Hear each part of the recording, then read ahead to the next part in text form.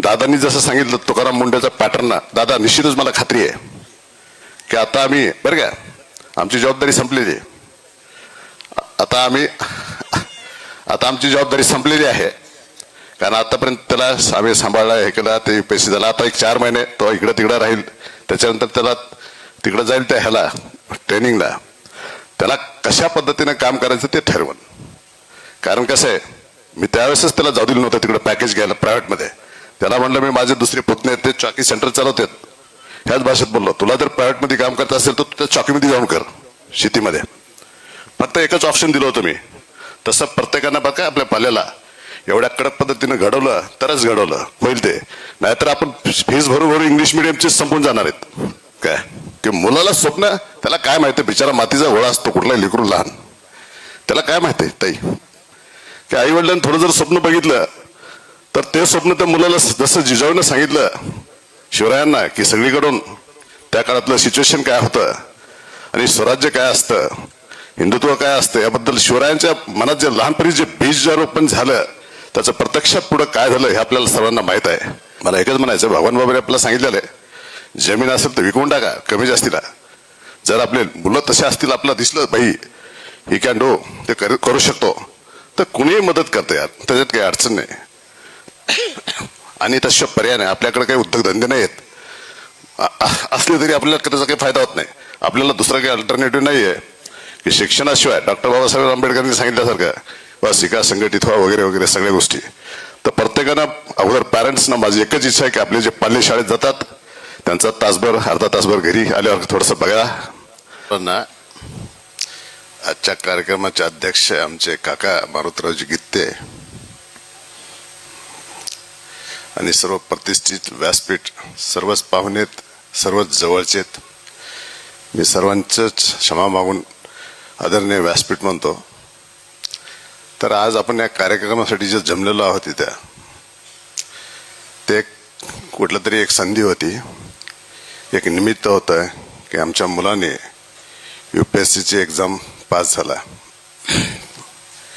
आणि जसाही तो UPSCची exam pass झाला तर पुढील अर्ध्या तासापासून आमची तब्येत बिघडायला सुरू झाली. कारण माझ्याकडे 2 मोबाईल होते. एक मोबाईल मी चालूच तेच फोन घेत होतो, दुसऱ्या मोबाईलवर तोपर्यंत एवढे कॉल आले की कुठले कॉलच रिसिव्ह झाले नाही. आणि रात्री 2 दिवस झोपच नाही. सारखे मित्र कंपनी, पाहुणे, आप्तेष्ट, शुभेच्छा, सत्कार वगैरे या गोष्टी चालू झाल्या. आणि तत्पूर्वी त्याच्या इंटरव्ह्यूच्या अगोदर काय झालं की आम्ही त्याचा इंटरव्ह्यू 25ला होता, 25 फेब्रुवारीला. मी आणि माझी मिसेस दोघंच जण 11 फेब्रुवारीला इथून निघालो बाय रोड परळीच्या वैद्यनाथचं दर्शन घेऊन. तर मी राम जन्मभूमी, कृष्ण जन्मभूमी, उज्जैन वगैरे, ओंकारेश्वर, औंढा नागनाथ असं करत करत दिल्लीला पोहोचलो 24 तारखेला संध्याकाळी. नंतर इंटरव्ह्यू अटेंड केला. त्याच्यानंतर तो फ्लाईटनं त्याचा पुतण्यासोबत आणि आमच्या बच्च्यासोबत आला आणि आम्ही दोघं जण ते खाटूश्याम, राजस्थान इकडे तिकडे करत आलो होतो. आणि त्याच्यामुळे तब्येत तशी बिघडलेलीच होती. आणि नंतर पुन्हा रिझल्ट लागला इथं आल्यावर. तर तेव्हापासून विकनेस पण जाणवलं, खोकला येत आहे, जास्त काही बोलत नाही मी, जास्त वेळ झाला, उशीरही झालाय. तर मला एवढंच सांगायचंय की आपल्याला संत भगवान बाबांनी सांगितलेलं आहे की शिक्षण फार महत्वाचं आहे आणि ते घेतल्याशिवाय आपल्याला पर्याय नाही.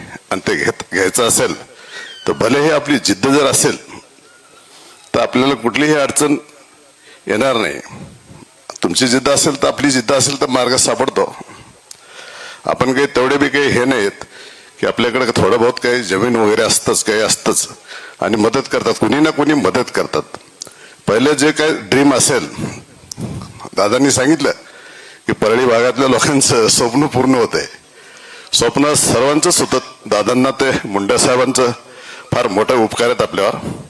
त्यांना वाटतं की या मातीमधून, आपली जी माती आहे परळी तालुक्यातली, मी सांगतो बरं का हर्षवर्धन आणि अक्षय मुंडेला दोघांना की तुम्ही देशामध्ये कुठेही सर्व्हिस करत असाल, परंतु ही जी माती आहे, हिचा जे सेंट आहे ते तुम्हाला कुठंच भेटणार नाही. आणि इथून पुढे मी गावातल्या सर्वच आता जी काही जनरेशन आहे आमच्यापेक्षा कमी वयाची, ज्यांचे पहिलीमध्ये दुसरीमध्ये तिसरीमध्ये मुलं असतील, आज काय झाले की खेड्यामधल्या शाळा ज्या आहेत आपल्या झडपीच्या त्या जवळपास मोडकळीस आलेल्या आहेत आणि सगळीकडे इंग्लिश स्कूलचा पॅटर्न सुरू झाला आहे. आज आपण काय फक्त फीस भरण्यामध्ये आणि त्या लेकरांचं काय असतं त्यांचं जे युनिफॉर्म वगैरे किंवा काय असेल तर प्रोटोकॉल पाळण्यामध्येच आपण हे झालो. आईला किंवा वडिलांना काय चाललंय शाळेमध्ये किंवा काय नाही हे काय आपल्या लक्षात येत नाही. तर मला एकच विनंती आहे सर्व पालकांना, मी काय म्हणतो की आपण खूप बोलण्यासारखं आहे, मी फार कडक बोलतो बरं का, पण तसं बोलणार नाही मी. की जे काही कोणी असतील तरुण ज्यांना मुलं झालेली आहेत मुली झालेल्या आहेत, मी काय म्हणतो की त्यांनी आपल्याला आपल्या आई वडिलांनी शाळेत घातलं, बरोबर आहे, त्यांना काही कष्ट करायला लागले जास्त त्यावेळेस, पण इथून पुढच्या काळामध्ये तशी परिस्थिती नाहीये. फार परिस्थिती विचित्र झाली आहे, परिस्थिती बदललेली आहे आणि डिस्ट्रॅक्शनचे माध्यम जे आहेत भरकटण्याचे साधनं भरपूर झाले. कधी कुठं काय होईल अपघात आणि माणूस डेरियल होईल, ट्रॅकहून बाजूला जाईल, काही सांगता येत नाही. तशी मला एकच म्हणायचंय, सर्व जे पालक आहेत त्यांनी अगोदर स्वप्न बघावं की मुलाला स्वप्न, त्याला काय माहिती, बिचारा मातीचा गोळा असतो कुठलाही लेकरू लहान, त्याला काय माहिती ताई की आई वडिलांनी थोडं जर स्वप्न बघितलं तर ते स्वप्न त्या मुलाला जसं जिजाऊनं सांगितलं शिवरायांना की सगळीकडून त्या काळातलं सिच्युएशन काय होतं आणि स्वराज्य काय असतं, हिंदुत्व काय असतं, याबद्दल शिवरायांच्या मनात जे लहानपणी जे बीज जे रोपण झालं त्याचं प्रत्यक्षात पुढं काय झालं हे आपल्याला सर्वांना माहित आहे.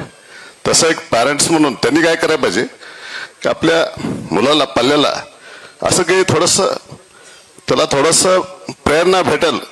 जसं दादांनी सांगितलं की शाळेमध्ये संस्कार होतात पण त्याहीपेक्षा जास्त घरात होतात, दॅट्स व्हेरी इम्पॉर्टंट. तर ह्याच्यासाठी थोडं आपल्याला अलर्ट राहणं पाहिजे पालकांनी, तरच ह्या गोष्टी शक्य होतात, अदरवाईज होत नाही. प्रयत्न करणं आपल्या हातात आहे, प्रयत्न 100% करायला पाहिजे, प्रत्येकाने करायला पाहिजे. जशी मोनोपॉली नाहीये की शहरी लोकांचं, दादांनी सांगितलं ना की IAS होणं किंवा IPS होणं हे शहरी लोकांची काही मोनोपॉली नाहीये. ग्रामीण भागातला माणूस सुद्धा तिथपर्यंत जाऊ शकतो, काही अवघड जर्नी नाहीये. फक्त कसं आहे, स्वप्न पाहायचं असतं आणि ते स्वप्न पाहिलेलं जे आहे ते प्रत्यक्षात उतरण्यासाठी अगोदर पॅरेंट्सने त्यासाठी थोडंसं प्रिपरेशन करायला पाहिजे.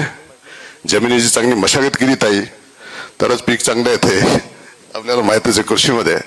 तसंच ही जमिनीचं लहान मुलं म्हणजे काय असतं की जमीन असते त्याला व्यवस्थित मशागत करायला पाहिजे. आणि ते सीड जमिनीमध्ये ठेवलं सॉइल फर्टिलिटी तर त्याच्यात असतेच ऑलरेडी, इनहरंट कॅपॅसिटी ती सॉइलची तशीच मुलांची असते. सॉफ्टवेअर तसं प्रत्येकाला दिलेलं वरून पाठवून देवानी, बरोबर आहे. तर थोडंसं वातावरणाचा 50% त्याच्यावर इफेक्ट होतो आणि ते व्हायला नाही पाहिजे. तर सांगायचं जास्त काही बोलत नाही, मला एकच म्हणायचं, भगवान बाबाने आपल्याला सांगितलेलं आहे जमीन असेल तर विकून टाका कमी जास्तीला. जर आपले मुलं तसे असतील, आपल्याला दिसलं बाई ही कॅन डू, ते करू शकतो, तर कुणीही मदत करते यार, त्याच्यात काही अडचण नाही. आणि तशा पर्याय नाही, आपल्याकडे काही उद्योगधंदे नाही आहेत, असले तरी आपल्याला त्याचा काही फायदा होत नाही. आपल्याला दुसरा काही अल्टरनेटिव्ह नाहीये की शिक्षणाशिवाय डॉक्टर बाबासाहेब आंबेडकरांनी सांगितल्यासारखं बस शिका, संघटित व्हा वगैरे वगैरे सगळ्या गोष्टी.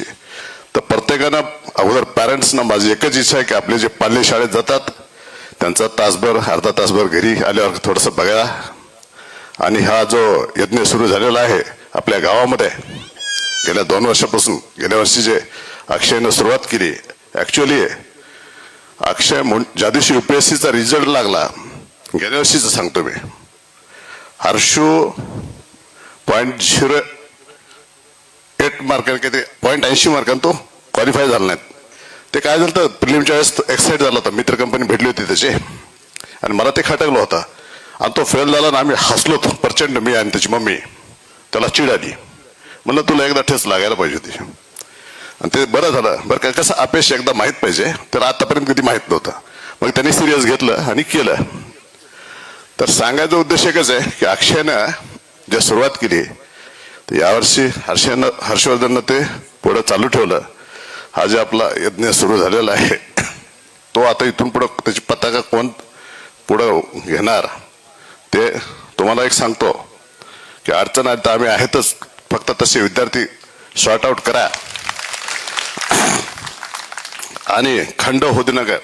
इथून पुढची जनरेशन आता आपल्याला काय माहित नाही, उद्या काय करा, ग्रुप आहे ना गावकरी, कोण सगळ्यांनी आपापल्या विद्यार्थी कोणत्या वर्गात आहे, त्याचं कसं क्वालिफिकेशन आहे याचं ग्रुपवर टाका आणि त्याला कुठं पुढं शिक्षण घ्यायचं काय करायचं त्याच्या इंटरेस्टनुसार. आता कसं आहे की ज्यावेळेस त्याचं कॉन्व्होकेशन झालं तिकडं IIT मध्ये 2023ला आणि तो आला नोव्हेंबर दिवाळीच्या डिग्री घेऊन दिवाळीच्या 23 मध्ये, त्यावेळेस त्याचे बरेचशा मित्रांना पॅकेज भेटलं. तुम्हाला रिअल सांगतो जे काय आहे ते पॅकेज भेटलं, त्यांनी जॉईन केलं. हर्षू काय म्हणला, पप्पा म्हणला तुम्ही काय डोक्यात घेऊन बसला हे UPSC BPSC, मला त्याच्यापेक्षा जास्त वाईट पैसे मिळतात म्हणला इकडं, काही लफडा नाही भानगड नाही काय नाही, आणि तुम्ही कशाला UPSC करा म्हणता. तर मी त्याला काय म्हटलं, बाळा तुला माहिती आहे म्हणलं मी ऑफिसतून येताना बरं का घरी येताना कधी कधी भाजी फळं वगैरे घेऊन येतो, उद्या हे तुला तशी काही गरज पडू नये, तुझे जण ते होणार नाही म्हणलं, मला माझे सगळेच कामं करावं लागतात. तुला जर काही हायवेन जायचं असेल तर you have only one way, that is UPSC. थोडंसं सांगून हे करून त्याच्यात ते बिंबवलं मी आणि त्यानं ते प्रत्यक्षात घडवलं. तर मला एकच म्हणायचं की जागरूक व्हा. जे कुणी शेवटी कसं असते, पॅरेंट्स जरी भोळे भाबडे असते, नाही शिकलेले जरी असले, सालगाड्याचा मुलगा झाला म्हणजे आत्ताच, बरोबर आहे, जालन्यामध्ये असे बरेचसे उदाहरण असतात. मुलाच्या डोक्यात असते, परंतु थोडं तरी सपोर्टिव्ह एन्व्हायरमेंट आपल्या पालकांचं घरचं पाहिजे, तरच तो मुलगा काहीतरी करू शकतो. नाहीतर त्याचे पंख छाटण्याचे कामं जर झाले घरातूनच तर ते पुढं काहीच होणार नाही. तर मला एकच या प्रसंगी म्हणायचं की पुढं आता काही खंड पडू नये. पुढची जे आज आपल्याला काय झालं की UPSC 2 झाले, आता 5 वर्ष 4 वर्ष असं काही होऊ नये.